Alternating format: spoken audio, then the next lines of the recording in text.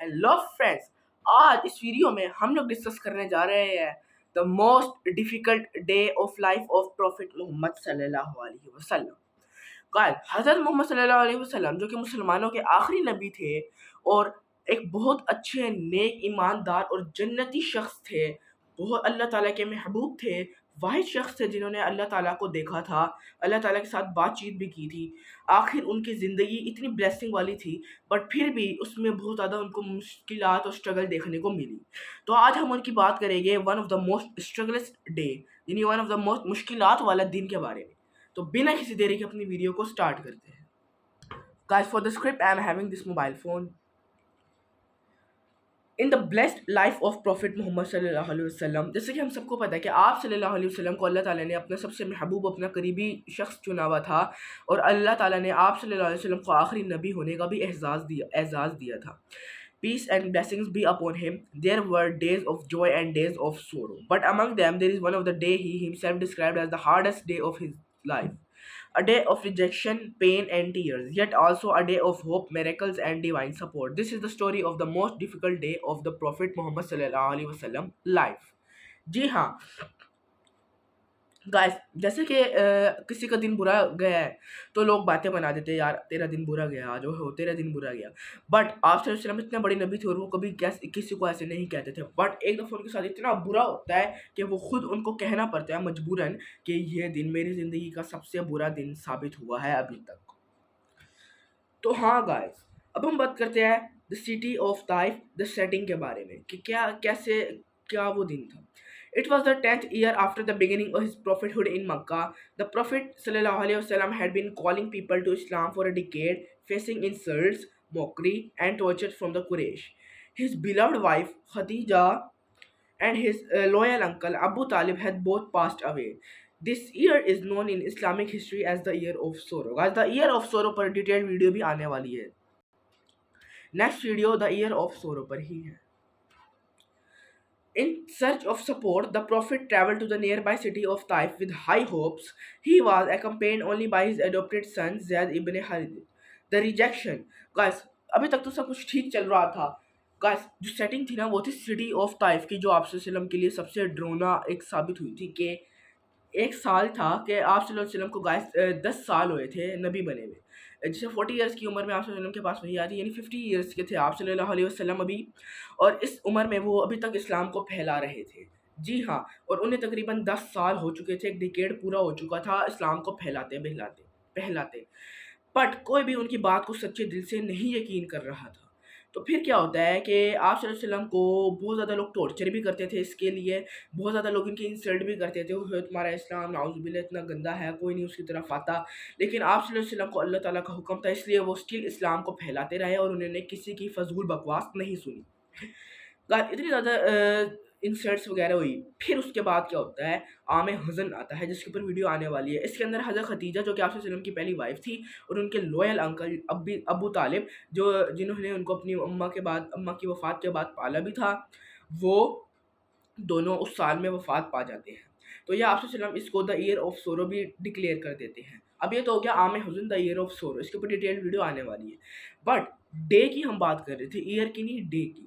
تو گائس، اب آپ صلی اللہ علیہ وسلم ایک بہت زیادہ غمگین لمحے سے گزر رہے تھے. In the search of support, the prophet travel to the nearby city of Taif with high hopes. Guys, اب آپ صلی اللہ علیہ وسلم کا کوئی سپورٹ والا پراپر نہیں تھا، کیونکہ ان کی وائف تھی سپورٹ کرنے والی ان کی، جو کہ سپورٹ کرتی تھی اور اسلام پھیلانے میں ان کو موٹیویشن دیتی تھی. نہ وہ تھی، اور ان کے انکل بھی نہیں تھے جو کہ ان کے ساتھ لوئل تھے، یعنی اب وہ اکیلے تنہائی میں رہ چکے تھے. اس کے بعد کیا ہوتا ہے، وہ کچھ نہ کچھ سپورٹ کے اندر تلاش کرنے کے لیے نا طائف کی طرف روانہ ہو جاتے ہیں. طائف میں بھی جا کر ہی اکمپینڈ اونلی بائی ہز اڈوپٹیڈ سن زید ابن حارث. گائز، وہاں طائف میں بھی جا کر وہ رسوا ہو جاتے ہیں، اور وہ صرف اور صرف اپنے زید ابن حارث رضی اللہ تعالیٰ عنہ سے اکمپینڈ ہوتے ہیں. یہاں پر آپ صلی اللہ علیہ وسلم خوش تو ہو جاتے ہیں کیونکہ وہ اکمپینڈ ہو گئے تھے ان سے. بٹ یہ تھا کہ وہ اداس اسٹل رہتے ہیں کیونکہ ان کے لیے ابھی بھی بہت زیادہ سورو کا ایئر، سورو کا ٹائم چل رہا تھا. اب ہم بات کرتے ہیں وہ ریجیکشن جس سے آپ صلی اللہ علیہ وسلم کا دل دکھا. بس اگر کسی نے آپ صلی اللہ علیہ وسلم کا دل دکھایا، یعنی وہ جہنمی شخص ہے، تو آپ یہاں سے اندازہ لگائیں کہ آپ صلی اللہ علیہ وسلم نے اس کو خود کہا ہے کہ یہ میرا دل دکھانے والا سال رہا ہے، دن رہا. The Taif he approached the leaders of the tribe of Kiev, he invited them to worship Allah alone, to abandon idolatry, and to support his mission of peace and justice. But instead of respect, they gave him harsh words. Instead of support, they mocked him. Instead of mercy, they incited the city's children and slaves to throw stones at him. Astaghfirullah. Stones hitting, angry shouting, footsteps running, bleeding and exhausted, his sandals filled with blood, and he and Zed ran out of the city seeking refuge in small orchard. Guys, ये scene सबसे upset scene है अभी तक का कि the rejection जब आप सल्लल्लाहु अलैहि वसल्लम का मैंने आपको बताया कि ताइफ के पास गए तो ताइफ के जो लीडर्स थे ना उन्होंने आप सल्लल्लाहु अलैहि वसल्लम ने उनको अप्रोच किया और उनको इस्लाम की दावत दी। अब वो बहुत बड़े लीडर्स थे, यानी ताइफ के बहुत बड़े बड़े लीडर्स थे, जैसे आप कह सकते हैं बादशाह वगैरह थे उस टाइम के। तो जब उनके पास आप सल्लल्लाहु अलैहि वसल्लम ने ये भेजा कि आप इस्लाम की तरफ आओ, पैगाम भेजा अल्लाह का, तो फिर उन्होंने इसको बिल्कुल भी एक्सेप्ट नहीं किया और वो इसके खिलाफ खड़े रहे। ना सिर्फ खिलाफ खड़े रहे बल्कि इतने खिलाफ खड़े रहे कि उन्होंने आप सल्लल्लाहु अलैहि वसल्लम के खिलाफ हार्श वर्ड भी यूज़ करना शुरू कर दिए। ना ना उन्होंने इस्लाम को एक्सेप्ट किया और वो इस्लाम के मज़ीद ख़िलाफ़ हो गए और आप सल्लल्लाहु अलैहि वसल्लम के भी ख़िलाफ़ हो गए और लोगों को हुक्म देने लगे कि इनके ऊपर पत्थर फेंको, नाउज़ुबिल्लाह, अस्तग़फ़िरुल्लाह। लोगों को हुक्म दिया कि इनके ऊपर पत्थर फेंको और लोगों ने भी, फिर वो बादशाह थे उनका हुक्म माना, सिपाहियों ने भी हुक्म माना और अस्तग़फ़िरुल्लाह उन्होंने आप सल्लल्लाहु अलैहि वसल्लम और ज़ैद इब्न हरजित के ऊपर पत्थर फेंके और उनके पाँव को ज़ख्मी कर दिया। इवन जो उन्होंने जूते पहने हुए थे सैंडल्स से, वो सारे के सारे खून में लथपथ हो गए थे, यानी इतने बुरे तरीके से उनको इंजर्ड कर दिया था। अब हम बात करते हैं why it was the most difficult day, क्योंकि ये तो आप सल्लल्लाहु अलैहि वसल्लम की ज़िंदगी में चलता रहता था, बट यही क्यों डिफिकल्ट डे था। Later in his life, when he asked by his wife Aisha, "O Messenger of Allah, was there a day more difficult for you than the day of Uhud?" He replied, "Yes, the day of Taif was harder." Guys, जब हज़रत आयशा जो कि आप सल्लल्लाहु अलैहि वसल्लम की wife थी, उन्होंने जब पूछा आप सल्लल्लाहु अलैहि वसल्लम से कि अल्लाह के बंदे,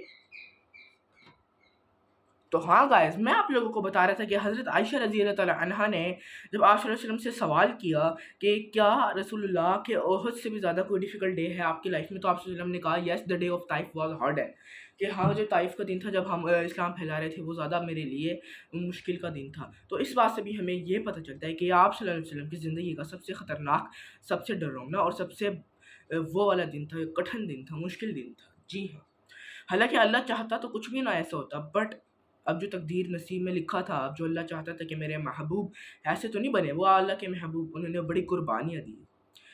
जी हाँ, गाइस, अब मैं आपको ज़रा एक बताता चलूँ कि इतना भी क्या एक्स्ट्रा ऑर्डिनरी हुआ था उस दिन कि वो ओहद से भी ज़्यादा डिफ़िकल्ट डे बन गया। तो इस दिन bounded and hurt broken the profit raised his hand in the सप्लिकेशन under the tree. असल हम एक ट्री के नीचे बैठे और उन्होंने अपने हाथ खड़े किया बुलंद। अब यानी एक नबी की दुआ, अल्लाह के महबूब की दुआ तो अल्लाह पहुँचनी थी direct. O Allah, to you I complain of my weakness, my lack of resources and my insignificance before people. O most merciful of the merciful, you are the Lord of oppressed. If you are not angry with me, then I do not care. Your mercy is more expensive for me. These words still echo through history, showing his patience and trust in Allah. Guys, इस situation में भी, इसके बावजूद भी आप सल्लल्लाहु अलैहि वसल्लम ने अल्लाह पर पुख्ता ईमान रखा और अल्लाह की तबलीग को आगे भी पहुंचाया। And then sometime extraordinary happened. The angels offer to crush the city. O Muhammad, if you wish, I will cause the two mountains around Taif to collapse upon its people. Guys, अब जो फरिश्ते थे, अब फरिश्ते भी उस दिन उदास हो गए और उन्होंने कहा अगर मोहम्मद सल्लल्लाहु अलैहि वसल्लम आप हुक्म करो और हम इस ताइफ के शहर को अभी के अभी दो पहाड़ों के अंदर कुचल देंगे, तबाह कर देंगे।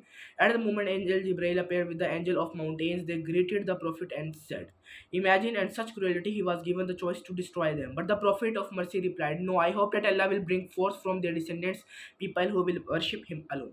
बस अब इतनी कठिन सिचुएशन में तो यही करना था ना। अब फरिश्ते आए, फरिश्ते ने कहा या रसूलुल्लाह आप हमें हुक्म दे, हम अभी इस पूरे शहर को तबाह कर देंगे। सुभान अल्लाह, आप उनको हुक्म दे, अभी हम पहाड़ गिरा देंगे इस शहर पर। फिर भी आप सल्लल्लाहु अलैहि वसल्लम ने कहा नहीं, बेशक मुझे पता है अल्लाह की कुदरत बहुत है और तुम इस शहर को तबाह करने में कुछ मिनट भी नहीं लगाओगे, बट फिर भी अभी ना करो, अभी अल्लाह क्या पता है इनको हिदायत दे दे। यानी इस सिचुएशन में भी आप सल्लल्लाहु अलैहि वसल्लम ने सब्र की, पेशेंस दिखाई। जी हाँ, अब ये एक गाइस ये लेगेसी थी जो कि अभी तक काफ़ी ज़्यादा लोगों के दिलों में कायम है और काफ़ी ज़्यादा लोग इससे मुतासिर भी हुए हैं और इस्लाम की तरफ भी आए हैं इससे।